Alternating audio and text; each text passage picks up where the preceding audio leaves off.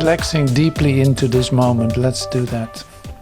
It's really great. So welcome to this brand new series called the Miracle Healing Lab. Miracle Healing Lab. We did 2 episodes in 2025, but that's so long ago that I could not really reference to it anymore. It was so long ago. So much has happened already. So here's a brand new version. So now I set up a study guide too, so you can look at certain aspects. This part from the Miracle Healer's Handbook that we're looking at, is shift in perception, is basically what all this is about. It is a shift in perception.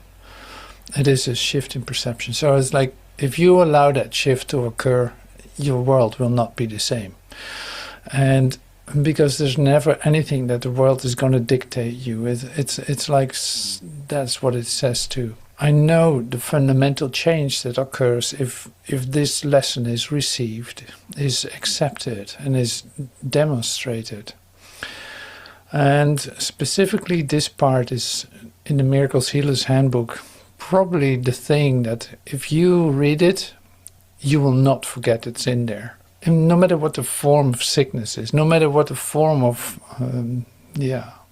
lack is that you are perceiving, if you say totally, I have no need of this, with all your being, you could say, then literally it disappears. Now, then it is healed. So it's like you want to read that 100 times, and hopefully the 101st time, suddenly you start to mean what you say. So speaking from my own experience, I had this moment that I'm talking about in 2000, I think it was. Well, I know exactly when it was because it was a huge shift. It's like July 2000, which is today, which is 2000 years ago, which is, yeah. So it is like, this was my motivation to bring this in, especially in the first episode of this new series.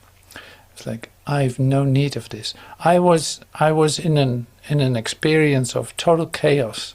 I did not know, literally, I did not know which thought to pick in my mind. I really didn't know if I had to move forward, backwards, sideways, inward, outward. I totally lost it in a moment. So when I picked up the Healer's Handbook, that's why I'm so, like, it's so important to me. It's so useful. When I picked this up and started reading it, I had read it many times, but I started reading it, specifically this point, and I had like, this and this and this, I have no need of that anymore. And as soon as I said it, literally it was healed. My addiction to like using alcohol, smoking, using recreational drugs, as you can do in Holland, all this was in one instant changed. That changed in one instant. And my whole body changed. My whole world changed. My whole setup changed. Because there was something that I did not have to do, where I had been a slave of for the longest time. For 10, 15, maybe 20 years. I was literally like addicted to it. And suddenly that's over. And I had no side effects, no anything. Like literally it was something I did not have to do anymore. I was completely free of it. My whole body changed in that instant. I never ever coughed again. Like before I did do that, after that, I had a new pair of lungs. Suddenly I felt like I don't need to eat meat anymore. I'm really going to focus on staying clean in my system. That didn't happen anymore. For 15 years I did not eat meat, or fish, or anything like that. So this is what I mean with a huge shift. So this is, in this Healer's Handbook, the suggestion that's given. This is exactly the part that we're talking about today. So that was my motivation to use it, which is outrageous. What is being offered is unbelievable, literally. You can't believe that it would work like that. That's simple. I only had to say it. And actually, when I said it, I knew I was actually meaning what I said into the totality of my being. I received all the help that I could get in that instant. That was the moment that I started doing the daily lessons. If I can share with you what actually worked for me, basically that's the only thing I can do. I speak from my own experience. That's the only thing I can do that makes any sense to me. So that's why I dedicate everything to this, just because of that. And I only share the parts that are my own experience, or that I experience directly when I'm touching the matter, so to speak.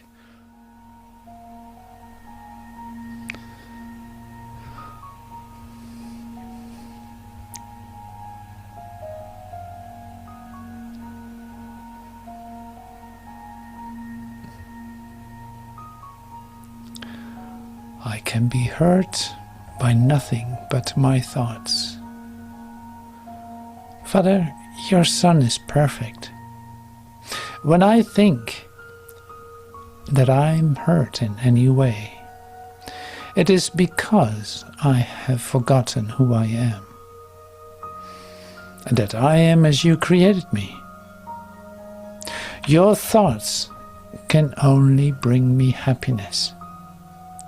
If ever I am sad or hurt or ill, I've forgotten what you think and put my little meaningless ideas in place of where your thoughts belong and where they are. I can be hurt by nothing but my thoughts. The thoughts I think with you, Father, can only bless. The thoughts I think with you alone are true. So I will not hurt myself today, for I am far beyond all pain.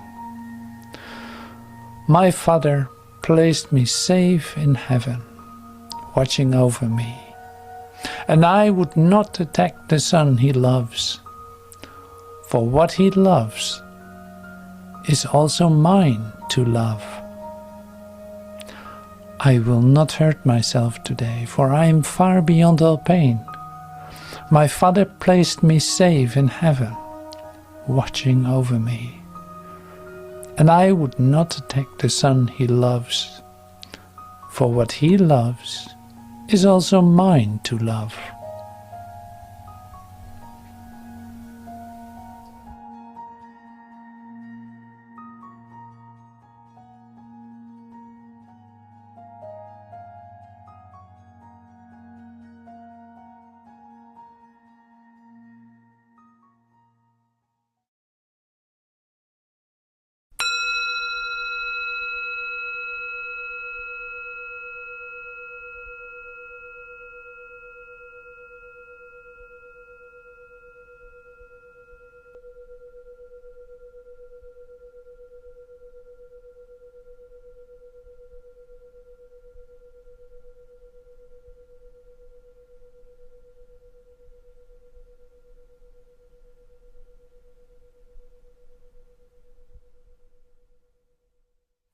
All right, thank you so much for joining in this moment, in this prayer. So we continue with the Miracle Healer's Handbook, a shift in perception. So healing must occur in exact proportion to which the valuelessness of sickness is recognized. A sickness in the form of lack, limitation, sickness, disease, disaster, death, and all this.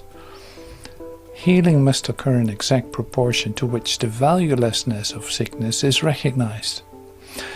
One need but say, there is no gain at all to me in this, and he is healed. But to say this, one must first recognize certain facts. First, it is obvious that decisions are of the mind and not of the body. If sickness is but a faulty problem-solving approach, it is a decision. If sickness is but a faulty problem-solving approach, it is a decision.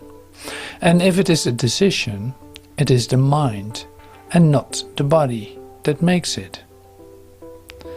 The body cannot make the decision to become sick. The body has no power to do so. Now see, you feel the energy of that too. It's like, here's the body. What can the body do? What is the body? Well, that's where it starts with. Like, what is this body? Like, what is that body? Now, can the body make decisions? No, the body cannot make decisions. So the decision-making mechanism is your mind. Like, your mind makes decisions about everything, even what the body is, how the body is used. Is it used as a communicative device? Is it used for something else? Is it used to prove to yourself that you're separate? This is with sickness, of course, something like you experience sickness, for instance. You experience sickness. In that, you stand alone. So, in other words, you prove to yourself that you're separate. You feel that. You experience that, and no one else can feel that. So it's like an individualized idea of limitation. And now you can be a victim because your body's ill, for instance. Your body's ill, and the body does that. And you are helpless, a victim of the situation. And nobody else can feel that. So this is like the ultimate separation device. If you're conscious of it, it's the ultimate separation device that the ego mind is using to, in fact, to assert itself, to confirm itself in its separation. And this is not easy to accept. You will see that. I'll read further. But this is good to have this very clear. The resistance, here it is. Like, the resistance to recognizing this is enormous.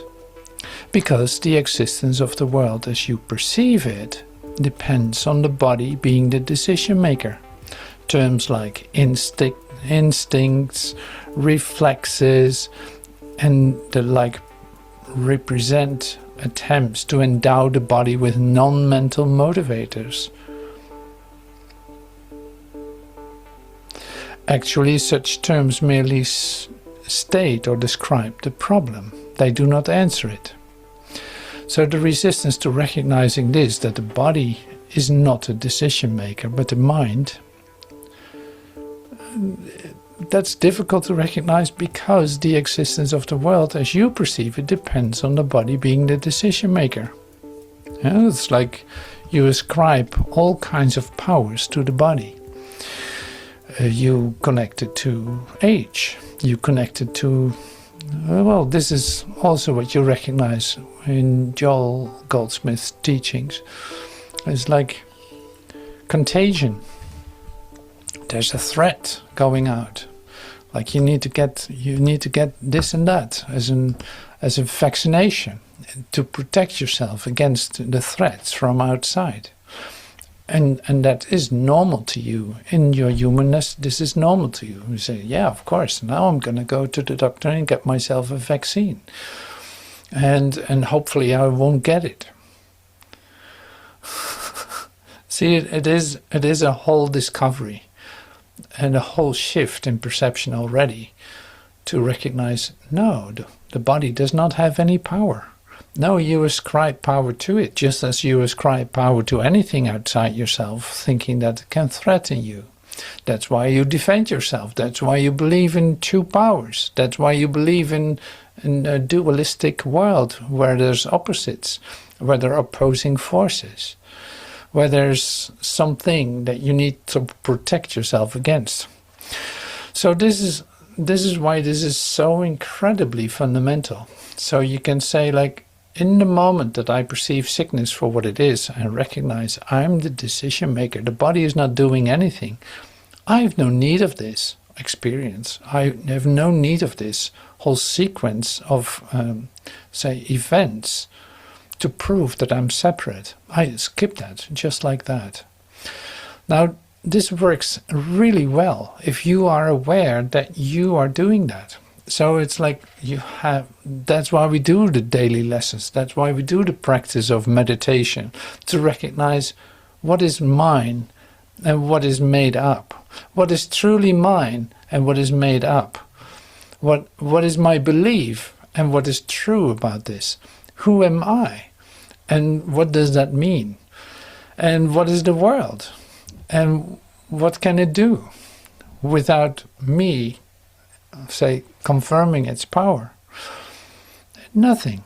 The world is nothing by itself. The body is nothing by itself. Your mind must give it meaning. Your mind gives it power. Now this idea needs to sink into literally on a cellular level. There's something else, like your mind makes the decision. You get exactly, like this is the responsibility prayer that we do too. Like, you determine what's going to happen, nobody else. You determine where you believe what you believe. You determine the goodness that comes to you. That's the power of your mind. The power of decision is my own. The power to decide is my own. Nobody else is going to do that. There is no opposing force. So it must come from within you, from the heaven of your holy heart. That's where all the power comes from. There's no opposition to that. Only if you believe there is. And this is, in fact, the prison that you put yourself in and where you have been stuck in and you don't know how to get out of it. So that's why we do this. That's why this Miracle Healer's Handbook is actually a key that is so immense, that is so giving you so much freedom, giving the freedom back to your essence. I've no need of this. There's nothing outside myself that can determine anything about me, because literally it is starting with me. It's not coming from anywhere else. If I'm aware of that, oh my God, now I basically bring all the power back to myself and allow it under guidance. Like I ask, like, what am I supposed to do? How am I supposed to respond to this so that I don't imprison my brother, for instance, but come only from love in my response to what is coming to me. So this, yeah, like I said, this is a huge lesson, and it is a part from how is healing accomplished, which is a total incredible part of the manual for teachers. Okay, so the acceptance of sickness as a decision of the mind for a purpose of which it would use the body is the basis of healing. Like you have used the body to separate yourself off by identifying with it, by giving it some kind of autonomy, as if it can do things by itself. It is the basis of healing to actually recognize this. And this is so for healing in all forms, whether that's, like I said, whether that's sickness, disease, disaster, death, limitation, and all this. A patient decides that it is so and he recovers. If you accept this, like I did with my so-called addictions, in that moment it was accomplished. I didn't have to do anything. It was just gone. You recover. If he decides against recovery, he will not be healed. Who is the physician? Well, you can have one outside yourself, thinking that this one has the power to adjust, to heal and all this. But that's not the physician. You decide. No one else decides. You decide exactly what you want. Nobody else is doing that. So who is the physician? Only the mind of the patient himself. The outcome is what he decides that it is. Special agents seem to be ministering to him, yet they but give form to his own choice. He chooses them in order to bring tangible forms to his desires. And it is this they do and nothing else. They are not actually needed at all. The patient could merely rise up without their aid and say, I have no use for this. And there is no form of sickness that would not be cured at once. What is the single requisite for this shift in perception? It is simply this, the recognition that sickness is of the mind and has nothing to do with the body. What does this recognition cost? It costs, it costs the whole world, you see. For the world will never again appear to rule the mind. For with this recognition is responsibility placed where it belongs, not with the world, but on him who looks on the world and sees it as it is not. He looks on what he chooses to see, no more and no less. Like there's more. This chapter in the Manual for Teachers is, there's more than this. This is just one facet of it, a shift in perception. But since we cannot do all of it right now, and I want to really use this actively in this meeting, this is one thing that is essential for us to recognize and to stand still and like, okay, I got the mechanism now. I understand what you're saying. Now the practicality of it, does it apply to all the situations that I have in mind related to where I find myself in my experience of myself? Yes, it does. Can I try one? Yeah, experiment with it. This is a miracle healing lab. It's your laboratory. You experiment with this idea, and suddenly you might find yourself be totally honest with yourself and actually expressing this and experiencing the recovery that comes with it. I always say, like, if that happened to me, it can certainly happen to you. The state I was in when I was applying this was not a well-trained mind. It was not anything like, no, I was totally lucky to receive this. I meant what I said just for that one moment, and it actually happened. So that's so wonderful. That's so great. So it's just gratitude that brings me to sharing this, really. And it's like, if you want to try this, go for it, because you might be successful in doing so. Why not? It is available to you to use, not to deny, not to not use. It's very effective if you have a need for it. If you don't have a need for it and everything is sound and beautiful, great, wonderful, then you don't need this. Then you can share it with your friends or with the ones that are coming to you who are not so fortunate as you, that you have every duck in a row.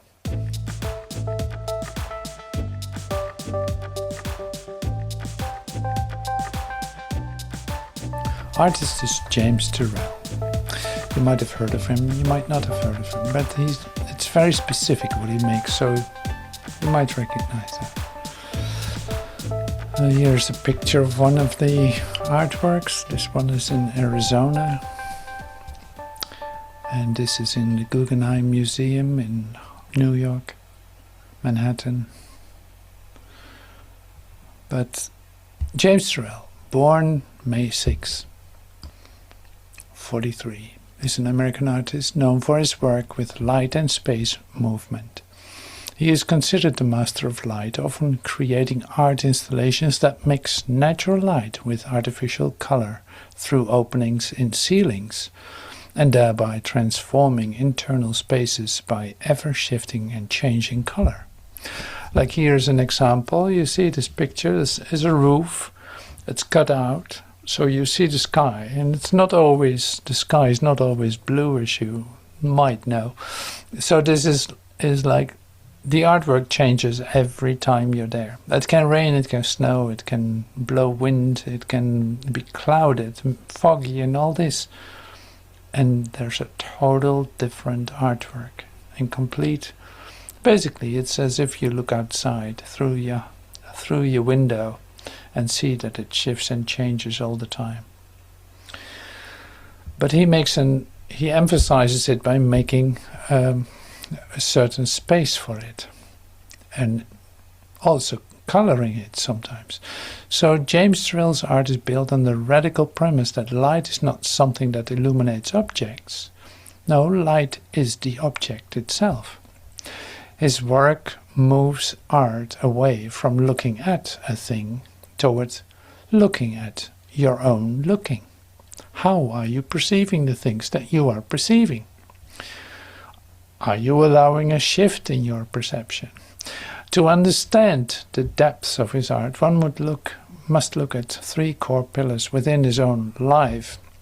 Like this is where he's coming from, his Quaker heritage.